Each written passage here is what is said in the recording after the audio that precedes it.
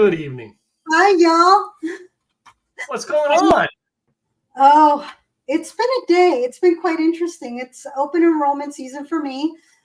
So just like this, back to back to back appointments and trying to take care of clients and trying to take care of it all. And then also making sure that I had all my stuff for the podcast because this is important. This is part of wait. Didn't it seem like, clocks went back and schedules went, the gas pedal went down? I think that's what happened. Yes. Let me grab. I wanted my pretty, and I don't have it. Oh, darn. Yeah. I'm always missing something. I was looking, I have this really pretty bowl, and so I'll use this one. I wanted to use a clear bowl versus, a porcelain, because this one, I could do this, but that you can't. Ours, which, I love yours. That's pretty. I went with this because I wanted to show the color more than I wanted to do that. So that's why I did that. And then I have all my stuff over here. I'm still, in the process of getting things done because today I was a little bit more busy than I expected. I'm like, oh, I can take care of all this. And then all of a sudden, that extra hour we got just went poof, gone. Yeah. Well, we did. So our listeners know, we are at a new time. All right, we're starting a new time. We're trying to build on the 5 o'clock. It's 5 o'clock everywhere now when we do our show. Anyway, we moved to a different time to do our show a little bit later at night. It helps us get ready a little bit longer. All right, finish our days out because things are getting busy in life for both of us. But anyway, for those of you who listen to the recording, all right, tonight's episode is a fun episode that we decided to put together. It's based on an old-fashioned love of two items that are matched, and then we're going to match a drink with it, of course, because we like the way we drink. That's right. Just saying. So I was explaining to people this weekend about our podcast. All right. Okay. Some of you may be coming in because you viewed or you found a news article from the press release we sent out. All right. And she's still wandering around her kitchen while she's doing that. What happened was I lost my phone and I need to take pictures. That's kind of important. So tell them how they're doing about this. Let me text you. No. Call me. That'll work. I want to just push it and go ding, ding. I really have to press their ding button. Right? I got it. It was here. It was attached. I was like, oh, yes. That's how little off I am. And then, of course, the other thing that I didn't put on was my red lipstick that we've been signature on our show. Yeah, so I thought, you know what, I got to bring it. I didn't bring it last time because I had it at the office. And so I did bring it this time. So I'm going to be putting on the Jefas. This one is Sin Límites, so no limits. This is my no limits red that is taco proof, and I'm going to see if it's also grilled cheese proof. So we're going to find that out. So tell them. So did it withstand the race car this weekend? Did it? I didn't see Sean's post. Oh, yeah. Did you post? Yeah, that was me. I was with the camera trying to take a video as I'm going through that. And Sean was driving circles around you. He was. That was just me going like this. Yeah. It was hilarious. It was hilarious. So, I didn't have this lipstick on. I still finished first, but they did the kill switch right towards the end. And so we just sputtered. And so, but I was still ahead. So therefore, I won. But the beauty about this one, this lipstick, is that I don't need an additional top layer, which most lipsticks for you ladies that do wear the long proof, we normally have to put another layer on top to either seal it in or keep it from coming off. This one, you could actually, most of them it's like, oh, you can't touch your lips because it ruins it. Not with this one. Okay, I got my wine open. I knew I was going to have a problem with my cork tonight, so I was thinking I better open it now while we're doing this. And I got it out without any cork in the bottle. Oh, good job. Good job. Oh, I see a little cork in there. I got a little corkage. So I have a few options And I was debating which direction I wanted to go. Because of course, you went Texas, I went Oregon because that's just what I do. I figured you would go Oregon. That's why I went Texas. Yeah. So, and then the other thing is, do I want to do something that is that was a Pinot Noir, or do I want to do something different? And so I'm like, you know what? Pinot Noir just sounds pretty yummy. So, and the reason is that I thought that would go the best. But I haven't made my grilled cheese. I'm behind on my grilled cheese. Now, when you make your grilled cheese, do you use butter or do you use mayo? Yes. Why would you use mayo? Like, there are people who use mayo. No. Butter, baby. Butter. Mayo on the outside to make it nice and crispy and beautiful. Oh, no. But usually, though, everybody I know, when they say tomato soup, all right, they all think tomato basil. All right. And I will tell you, there are restaurants that have an awesome tomato basil, but I have just a regular tomato soup. Okay. It is a little creamier because it is now we have cans of it in the pantry, and we have a box of it that we buy already pre-mixed that we just heat up. And they're both great. The pre-mixed one is kind of a little more creamier, all right, which means they add milk to it. I believe it or not, I'm one of the few people who like my tomato soup, all right, less milk. Right, I do like milk into it, but I will eat it without the milk. I love it without milk, just water. And I used heavy cream. Well, I use chicken broth. You can also use veggie broth, but I also use heavy cream to make it a little bit creamier. That's just my preference. Okay, while you're doing that, I have to go hit 30 seconds. Okay, it's still a little bit chill. All right, so y'all. So my tomato soup, that one's done. I made this yesterday. There it is. It's going to come out here and get into that pretty bowl. Tomato soup is one of the easiest things to do. You don't have to get your own tomatoes. You could, but you don't have to. You can roast your tomatoes, roast your onions, roast your garlic, throw it in the oven, roast it, then throw everything in a blender, then put it into the pot. And then add your salt, pepper, basil, any seasonings that you want.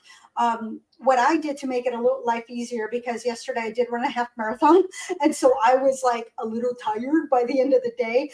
And so what I did is that I had bought a big can of roasted crushed tomatoes, because I wanted that roasted flavor in there. I didn't just want the plain tomatoes. I wanted that roasting in there.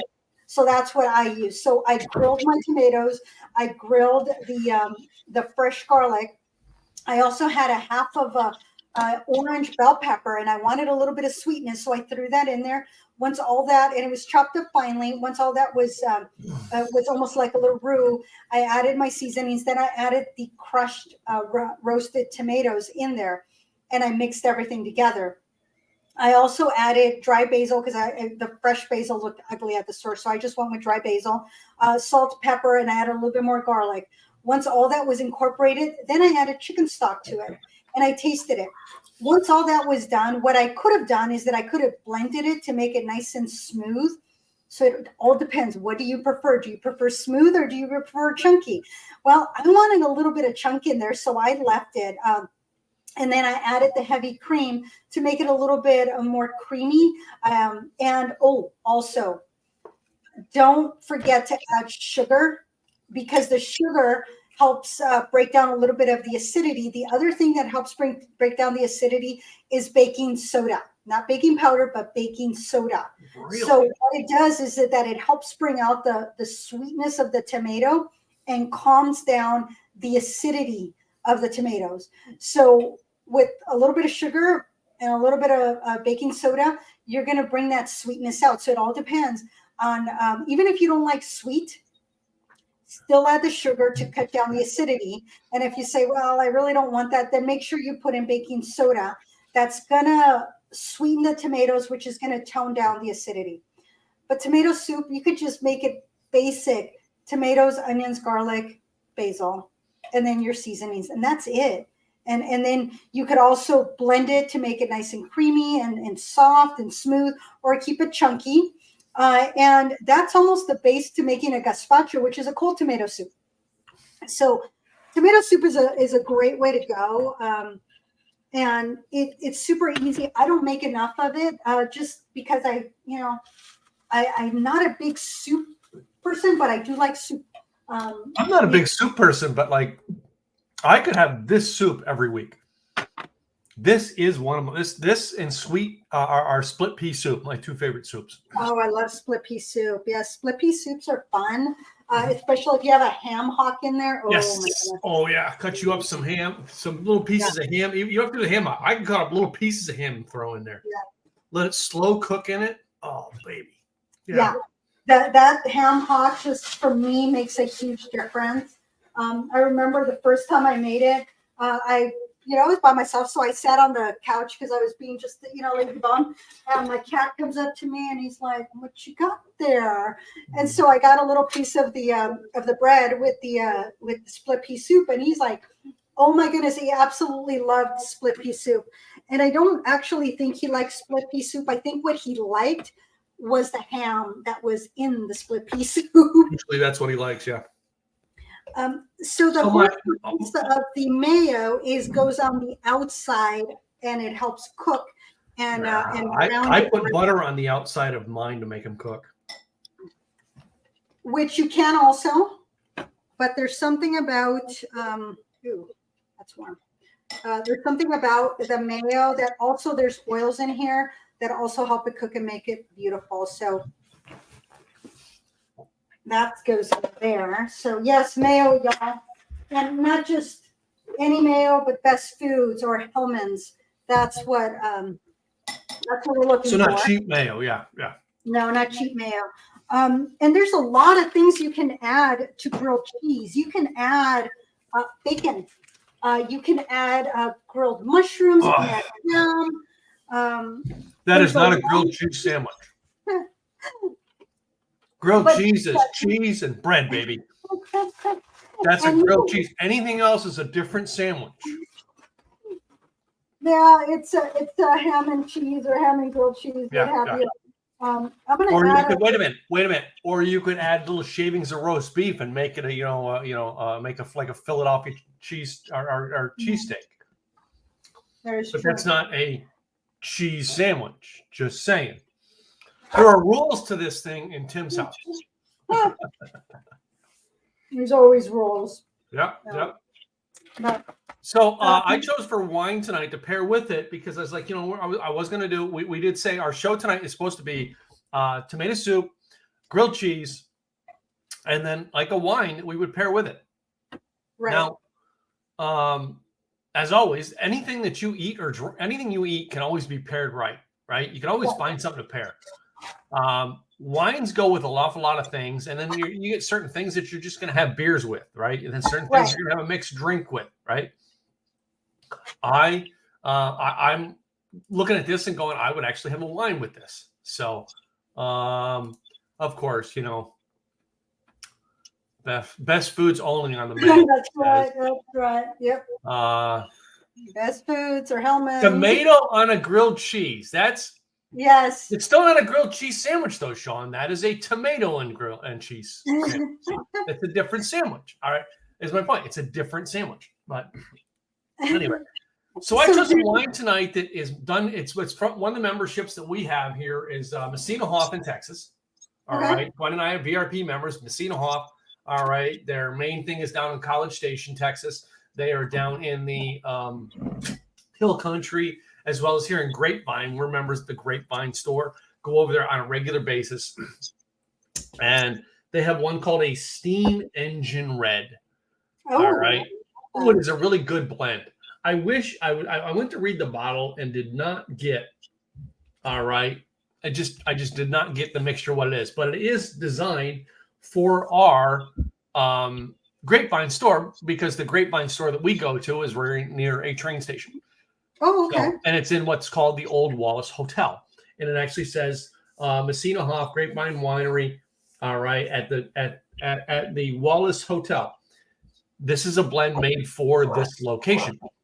Oh, So I'm almost always have, there's two of them from there I usually have the steam engine red, and the other one I have is another red that they have. And I almost got that one, and it's more sweet. All right. Okay. And this one here, the steam engine's a better blend for doing this. Yes, my taste buds are working because that is a good wine.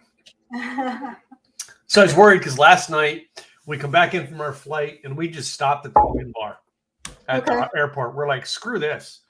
We're not even going to drive home. We're actually just going to sit down and have us some dinner at the wine store in the airport. And I got a flight, and I got to tell you, it was a flight of what they call simple reds at Crew, and they just did not hit my taste palate well.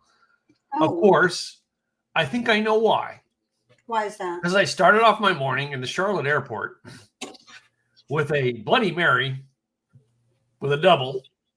It was a really good Bloody Mary. Then I got on the airplane, the first airplane, and I got a Bloody Mary with lime vodka. Oh, okay. Yeah. That was a good one there. Yeah. Then we got to our first stop, and you know what I mean? I had to get Burger King to put food in my stomach. I was going to go to the other wine bar. Okay. And we had a short amount of time, so we couldn't. But then we got on a second plane, and we got a little bit of Bloody Mary on that plane as well, along with some of that more of that lime vodka. So, needless to say, I was a little more on the Bloody Mary side than I was on the wine side. Yeah, I don't think after having Bloody Marys all day that I'd want to have wine. I would not recommend it to pair with your dinner. Yeah, no, not at all, not at all. But I was flying, and I knew I didn't have to be sober for a while, so I got as many Bloody Marys as I want while I'm on a plane. And for those of you who don't know, I can't. I used to fly an awful lot, and I'm more cringed at flying and having crap just go wrong with my flight, not the plane, but just like the day didn't go smooth, and it bothers me when it doesn't. So the first thing I do is find the closest bar and get me a drink. Yeah. So one of the keys when you're making a grilled cheese is that you have to continuously flip it so that you get a nice brown, but you're not. And then of course you need the. Yes. You need that. That is part of the importance of a grilled. I always believe in cutting my sandwiches this way. See, I go the other way. I do up and down. So let me see if I can get this prettiness over here. Let's go. And yes, I do love tomatoes. The other thing you can do is a fig jam, which I didn't have any, but what I did grab was habanero pepper jelly, which is a Marionberry habanero from Kelly's. It is really good. So you can add a little bit of heat to your grilled cheese. This is one way. I wouldn't put jalapenos in there, but I would put a Marionberry habanero pepper jelly. So it just depends on what flavor you're trying to pull out. If you are having something spicy, then sometimes having a little bit of a cocktail like an old fashioned or a Negroni or even Jack Daniels, even though I'm saying that out loud, so those are different ways that you can dress up your. Well, what kind of cheese do you put on your grilled cheese? Cheddar is a must, but I will add a few others. Sometimes I will add like a Mexican cheese or a pepper jack, or sometimes all I do is a white cheddar and a yellow cheddar. So this one, it was a combination of various cheddars, but I wanted a little bit of creaminess, so I added a little bit of a Mexican blend that had Monterey Jack, cheddar, asadero, and quesadilla. So I threw that as kind of on top, just an afterthought, not as my primary. My primary were. So your primary should be a cheddar, but yeah, like I added a Colby Jack with it, and I like to throw in every now and then a little bit of pepper jack. You know what I mean? It's just not a lot. Not like I said, the cheddar is your mainstay to make the cheese sandwich just right. But adding that little tinge of another cheese is what makes it with the little extra, and that's where your jam is coming in, right? Right. Yeah. So you got to have a little bit of something, something. So my tomato soup is it's not super duper creamy, but you can see the basil in there, so you got a little bit of color. You got a little bit of the chunkiness in there, so so you're gonna see, it stands up. Look at that. Yeah. It has just a good, and there is a little bit of information on grilled cheese. So do you know the history behind tomato soup and grilled cheese? I don't. What Wow. makes it a great pair? You know me, I always like to research the history of stuff because that's part of the fun. From our historical section, this is the historical edited. So the cheese and bread has been paired for years and years, so that's nothing new. Even the ancient Roman cookbooks advised of combining your bread and cheese at mealtime. So that's, it's been around for a long time, but it's not until putting it together, it's a little bit more, about 100 years ago. And so it was in the 1920s when it became a little bit more popular, because there's a couple of different reasons why.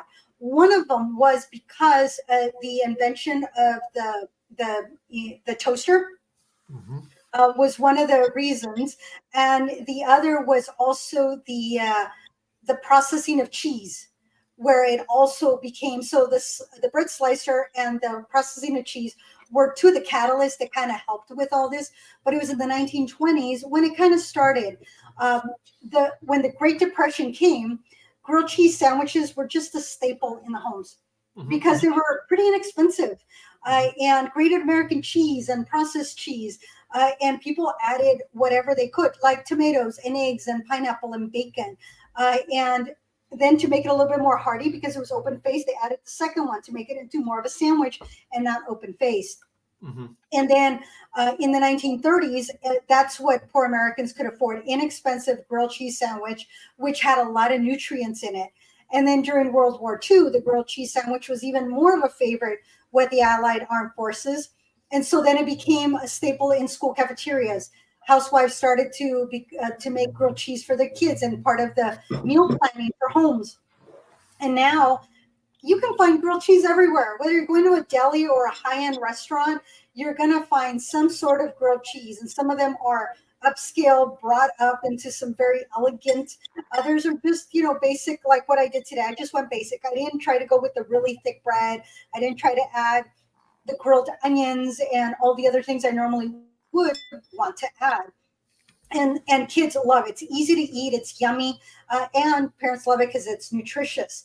But it is definitely a mystery where it all began. But we know at least 100 years ago, it was very popular. Now, bringing together the tomato soup and the grilled cheese, now that's an iconic pair, because you get the warm tomato soup and then you add the toasty grilled tomato cheese, and that just goes very well. It's gooey deliciousness with some butter.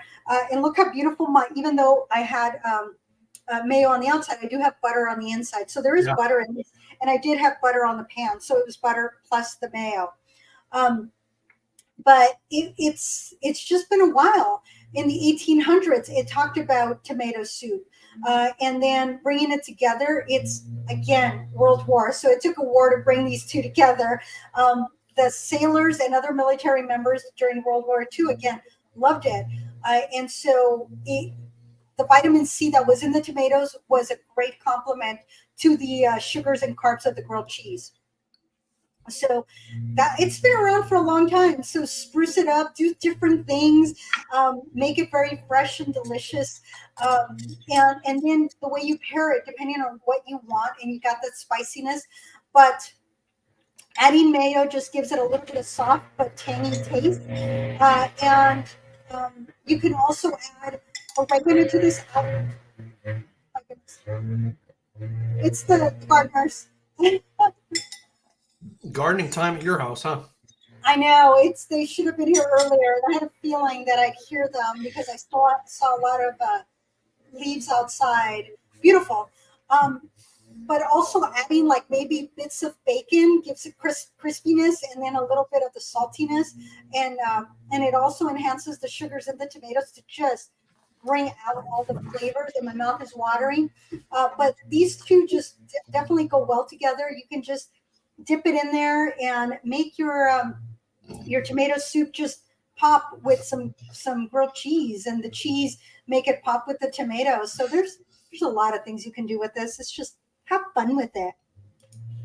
You know, there is one rule when you have tomato soup and grilled cheese. You know what it is? You got to dip it. Well, I guess there's two rules, okay? Because you do have to dip it at least once. But rule number 2 is there is no leftovers. Ah. All right. It is such a small meal that you should never have leftovers. Right?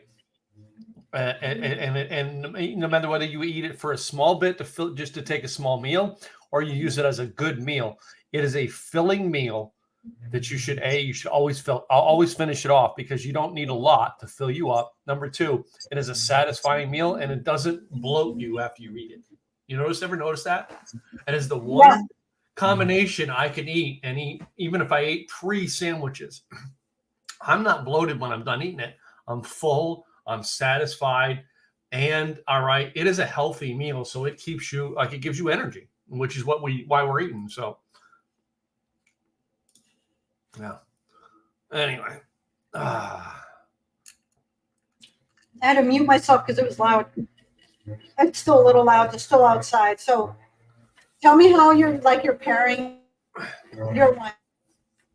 So my wine going with it, as I said, this is the Steam Engine Red. It's a red blend, right here out of Texas. All Texas grapes, I believe they are all Texas grapes in this one here. And I want to say it leans more towards a cab. So it's going to be your heavier set, which I love. I'm a heavier set guy with my reds. All right. But it always does depend on what I'm eating with it. So like if I'm eating a steak, I want them heavy reds. This here reminds me, and why I got this blend, because I want to have a blend. If I ever have a pizza, I'd want to have a blend. I don't think I'd want to go heavy or light in a red if I'm having pizza. This meal is similar to pizza, right? It's that neutral taste that you want, a neutral blend. I would never recommend, I don't know what you're doing with yours, I would never recommend doing a heavy red with this. I would always recommend a blend. It's my opinion. I would do a heavy red if I'm also adding mushrooms, ham. Oh yeah. You have to have other stuff, but by itself, yeah, it's just like a margarita pizza. You want to blend. Otherwise, it hits that heavy notes, which we said that the meal doesn't hit heavy on you. So, but that's why I go with the blend, and because as I said, it was the other one. What I was going to do was called Sweet Justice, and it's a sweet. Dark red that they have out of Messina Hoff. And I knew I wanted a blend that was kind of unique in the middle. So, and as a matter of fact, the one time I actually did mix my own wine, I mixed a blend in California. It was at, I think it was Raymond Vineyards that we did in Napa. My father-in-law, I did in 2013, where we made our own blends. And I remember I made the blends and bought like 6 bottles, and it became gifts for my mastermind. Oh, nice. Yeah.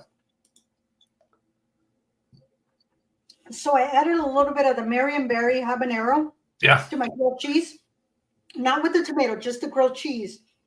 And it enhanced it. I mean, it gave it a little bit of a kick, and it tasted good. And then I added the wine, and that blend, the wine toned down the spiciness of the habanero. So it was really good. The other thing that I do want to definitely try is a fig jam, because that jamminess of the fig, the way that it's just like, it's almost chewy. There's a lot of in it. Doesn't that give you a sweetness to it though? It does. Okay, yeah. See, I want a savory in this. I don't want a sweet when I'm doing this meal. I don't want sweet. I want savory. Okay. I don't know. Maybe that's maybe I should try it, because that's a combination. If it's an opposing sweet, maybe. And the thing is, you have a little bit of sweet in here. Yeah. But I didn't want to have the habanero in the grilled cheese and the tomato. I wanted it separate. No, it's one or the other. Yeah, because that would overpower. That would be an overpower of flavor. But then you drink it with the wine. What does the wine do? Mellows it out. Does it? It mellows it out. It brings out the flavors. I mean, I was able to taste my cheddar a little bit more. It was like that little bit of a kick that cheddar sometimes gives you. Yeah. I was able to get that flavor. It was like, whoop, here I am. And I was like, ooh, there's the cheese. See, Sean and I are buds on this one. Sorry, Sean and I agree. No jam on the grilled cheese. But anyway. I haven't tried. I do have tomatoes. So tomatoes on grilled cheese, absolutely love it. Absolutely delicious. There's a lot of things you can do with the grilled cheese. I just went simple this time. And it holds very nicely. The only thing is, if you are reheating it, that's why I would never reheat a grilled cheese sandwich. It's just not as good. Mm-hmm. But you know what by the way, you know what this shows, right? This statement right here. You know what this statement shows and this show? In the no jam on grilled cheese with the big bold letters. Yeah. This just shows that opposites attract. Even in your podcast, buddy, opposites attract. Right, Sean? Sean is probably, yeah. He put LOL, but really he had to get up because he's rolling on the floor when I said that. And he's like, yep, exactly. Oh my goodness. So to change the topic, there's barely a little bit there. You don't have that thick old lipstick there. Yeah, get it up close so the ladies can see that. All right. Yeah. It's barely visible there. Let me see if I can get something white behind. Okay, let me see if I can get this. The white behind it. You can barely see where my lips touch there. Mm-hmm. I mean, it's like it's almost like a fingerprint. That's all I have is like a fingerprint.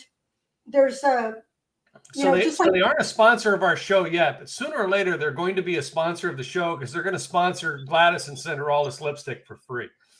That's right. Yeah, I like this stuff. It's grilled cheese proof apparently too. It's taco proof is what she said. It's grilled cheese proof too. Wow. This Pinot Noir, it's a little bit on the lighter end when you look at the color. Yeah. Looks burgundy in this. But the camera makes it look a burgundy with your camera. Yep. Yeah. And it is.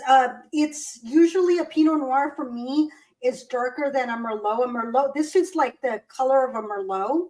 So it's lighter in flavor. It doesn't have as much of that strength. Wait a minute. In the light, you know what it looks like? All right. It looks like that pickled egg juice that my mom makes my pickled eggs with. You know the red beet. You know the red beet flavor I'm talking about too. Yeah, I was gonna say, the beets. Yeah. Which I'm sure we'll do sooner or later. Red beets. So yeah. I love beets. Well, a client of mine one time gave me 25 pounds of beets. So like one of those big sacks, half of it full with beets. I grilled them. I throw them in the oven. I made them different ways to see which way I liked, and definitely the grilled were the best. Mm-hmm. And then I got the shells off of them and then threw them in the freezer, and they held beautifully. And when I needed recipes, you can either freeze them at that point, or you can can them. All right, because the way after you've cooked the beet, all right, and we roast them, right. So after you've cooked the beet, the flavor's now brought out into it. That's when you want to serve or preserve it, either in a canning method or a freezing method. Don't do it before, because then you're going to cook the freezer taste or whatever it is out of it. Yeah. No. You won't like it. Yeah. We make Guatemalan, or I make Guatemalan enchiladas that have beets in the recipe. Really? And I was at a nonprofit, and one of the ladies there, she's like, "Oh, I have to go buy beets because I need to make the." And I said, "Oh, you need beets?" I said, "I'll bring them to you." So the next day, I brought her a Ziploc bag, the gallon bag, the beets that were still frozen. I'm like, here you go. There are your beets. She goes, what? I go, they're already done. And so she made the enchiladas 2 days later, whatever it was. And she said they came out perfect in the flavor. I said, well, they were roasted in the barbecue. So she said that they were perfect. She loved them, and it was a perfect amount too. So one big Ziploc bag. That's it, baby. And I was like, here you go. I'm like 25 pounds of beets. I got to share them. But yeah, that was a lot of fun. And yes, beets are delicious. And some people don't like them. I prefer them roasted over pickled. The pickled ones are fine, but I still prefer, like a roasted beet over, pickled beet. So Aloro, that's the wine that I am showing today. Where's that one from? There's here in Oregon. Laurel District, Oregon. So it is about a 20-minute drive from where I'm at. Yeah, it's about 20 minutes. It's up on the hill. It's beautiful. And they're in Sherwood, Oregon. So Sherwood, to get there though, it took me forever because I hit every bus stop, the student bus, and there was one lane that way, one lane this way. The only way to get there, unless you're going a half hour out of your way. And then of course, past the high school. Once I passed all of that, because it was in the morning, I was like, oh, I was fine. I was able to, get into the hills and I got there no problem. But I was like, it shouldn't take me this long. I'm like, this is a 20-minute drive. It took me like 35 minutes in the morning with students. But it's an artisan winery here in the Willamette Valley. And their wines are made using fruits exclusively from their sustainable farm estate vineyards. And their efforts are focused on producing the highest quality when that captures the distinct personality of this very special place, is what they say. The celebration of fine wine, food, family, and friends are one of life's great pleasures. Salute. They have we did a chamber event there where we came together as a board and we were brainstorming for the next 5 years what we would be doing. And then, of course, while we were there, they also wined and dined us with food and wine pairings, which was great. And I would never have gone there otherwise, but it was just a very gorgeous venue. And of course, I had to get wine. Yeah. So, and they are very artisan. Everything is a lot smaller when it comes to the batches that they do. And the vineyards are right there. And the house of the owner is right there. Everything is just local, and the people that work there absolutely love being there. So, num num num. I like this pairing. This was good. I almost switched it up and said, "Oh, I'm going to do something different." I'm like, "No, I'm doing wine." Well, so we get a thumbs up on this recipe this week. Mm-hmm. Yep. All right. So, we did do it a little bit different. I did mine with butter on the outside. You did yours with mayo on the outside. Mm-hmm. I used a cheddar and Colby Jack in mine. And I used just a regular tomato, cream-based tomato soup from the mixed box. So it's a pre-mix from the store. I just heat and eat. Your recipe again was? Onions, garlic. I actually threw in a half of orange bell pepper to bring a little bit of sweetness to the party. Mm-hmm. If I had not had the bell pepper, I wouldn't have thrown it in there. But since I had it, I used it. Yeah. A can of crushed tomatoes that were fire roasted before they were crushed. Yep. Basil. It was dry basil since I didn't have any fresh basil. And then chicken stock. And once all that was cooked and blended, then I added heavy cream to make it a little bit creamier. Yeah. I could have not added it and it would have been just fine. Oh, and I added sugar and baking soda. Okay. Again, sweeten it up and reduce the acidity of the tomatoes. Again, for the acid reflux, you're going to want that. My grilled cheese, I did use sourdough bread. I did butter on the pan and I heated up the inside. Mm-hmm. Then I added the cheese and then I added mayo on the outside. So I wanted to get a little bit of butter in there, but I also wanted to warm up the inside of the bread so that it would help the cheese melt. Mm-hmm, mm-hmm. And then mayo to get it nice and brown, and then flipped it multiple times until it was ready. And that's all I did on that. And then of course I added a little bit of Marionberry habanero jelly to check it out. So it was a very simple recipe, but easy to make. I made it while I was watching the Cowboys lose to the Eagles. Yeah. Yeah, I know. I figured I was surprised you hadn't harassed me about that, but yeah. So that's what I was doing while I was watching. Yeah, I'm an Eagles fan, but like I really can care less until the Super Bowl. Not really. So like this is the truth. So yeah. So yeah, very basic, very easy. The soup took 20 minutes, half an hour to make. The grilled cheese took maybe 8 minutes, and flipping it. I mean, y'all saw that I was flipping and flipping. It took 8 minutes or so, which is about normal. And if I had had bread, it might have taken longer, but I used the thinner bread. Do you use it in a regular frying pan? Because we use the cast iron pan to do ours. I used I think I have one of those pans too, by the way. It looks like just like I have like 2 of those. But anyway, no, we have a cast iron that I started doing mine in the cast iron. So basically I don't have to put a lot of grease in the in the pan, because the pan's already oiled already to keep going. So I just heat the pan up, and when I get the pan good and warm, now I take the buttered bread and set down in it. Put my cheese on top of it, butter my other half, and I set it on top, and then I'll just flip it. My problem when I do them myself. Now my daughter did tonight's thing because I was busy getting a website done. I tend to go overboard on one side. I have one side that gets a little dark, right? Like, a little bit of blackness to it almost, right? I like it that. No, I like it that way. Yeah. Oh, okay. Yeah. Well, the nice thing about using a bigger pan is that you can put both breads down, warm them up, flip them, and then you can add whatever you're going to add, whether it be mayo or butter. And then on the warm side, now you add the cheese, and now you can start building it, and it's all in one pan. I had to, because it's a single pan. I didn't pull out the bigger pan. I should have, but in my mind, I wanted to use the small pan, and I went halfway through. I'm like, I should have used the big pan, but that's okay. But yes, use a bigger pan. It's easier to maneuver. And then while that one's doing, then you can get the second one going. So you can have 2 at a time, and then you're flipping and flipping. Yeah. So now I did mine with wheat bread tonight. Okay. All right. When I know you did sourdough, I like a wheat or a rye when I do mine. But sourdough is all. I mean, you can never go wrong with sourdough bread ever. Yeah, no matter what you're doing, sourdough bread works. But yeah, this is a great dinner. I love it. This dinner. This was pretty good. So, yeah. My jar. I have 2 jars of these that I filled up yesterday after I made them.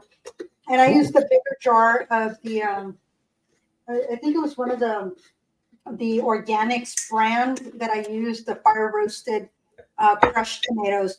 Again, you can throw it in the blender.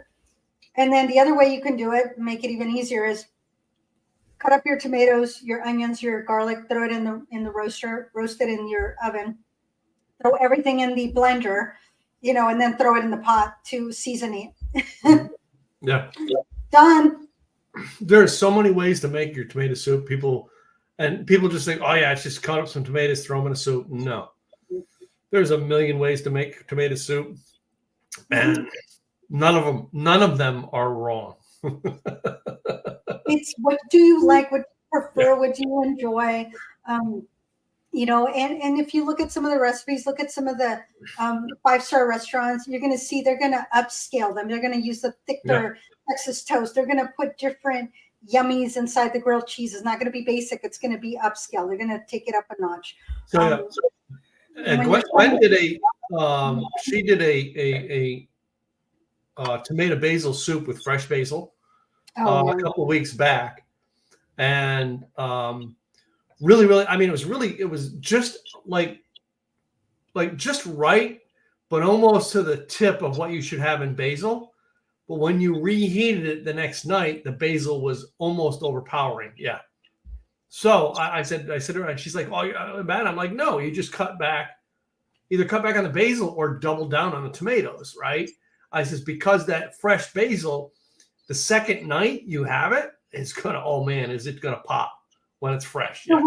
What you can do is, instead of cooking with it, is just throw it on top and then mix it for what you gotta cook it in there, baby. I'm telling you, you gotta cook it in there. Well, yes, cooking it in is always the better way to go. Absolutely. Hello. Yeah. But Yeah. So anyway, as we're coming up on the quarter hour here, one of the things we got to mention to you guys is we do have an Insiders Club. We are at a new time. We'll be at this time every week. It is 7 p.m. Central, 5 p.m. Pacific time every week from now on.